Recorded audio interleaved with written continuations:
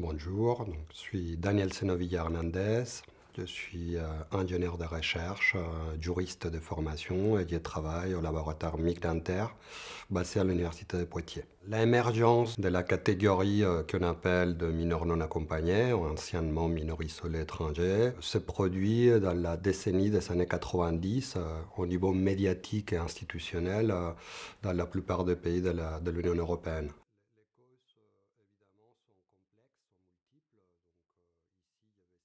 À partir de 1999, donc il y a le traité d'Amsterdam de l'Union européenne qui va déterminer que l'immigration et l'asile passent à être une compétence législative de l'Union européenne. La conséquence va être une limitation progressive, on pourrait dire à mon sens même un verrouillage des voies d'immigration régulières. Cette limitation de voies d'immigration régulière provoque une visibilité de plus en plus importante de catégories de migrants qu'on peut qualifier comme vulnérables. La situation actuellement, c'est que ces catégories de migrants vulnérables, et il y a deux fondamentalement, donc il y a plus, mais les deux les plus importantes, c'est les demandeurs d'asile et les mineurs non accompagnés.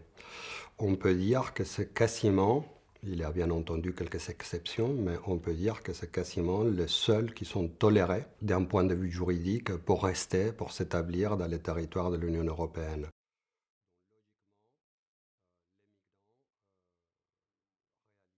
D'abord, il faut dire que le droit de l'Union européenne, pour l'instant, n'a pas prévu un statut juridique de mineur non accompagné. Il y a deux modèles principaux dans le contexte de l'Union européenne. Donc un premier modèle prédominant qui est appliqué par la plupart des États, qui associe la prise en charge, la protection de ces enfants à une condition préalable qui est que ces enfants doivent être demandeurs d'asile. Le deuxième modèle, qui est appliqué par très peu d'États, donc principalement en France et en Espagne, et en moindre mesure en Belgique et en Italie, applique directement les postulats de la Convention internationale des droits de l'enfant, donc très clairement qu'en absence de l'assistance matérielle et morale des parents d'un enfant, c'est l'État où cet enfant se trouve qui doit assumer cette protection.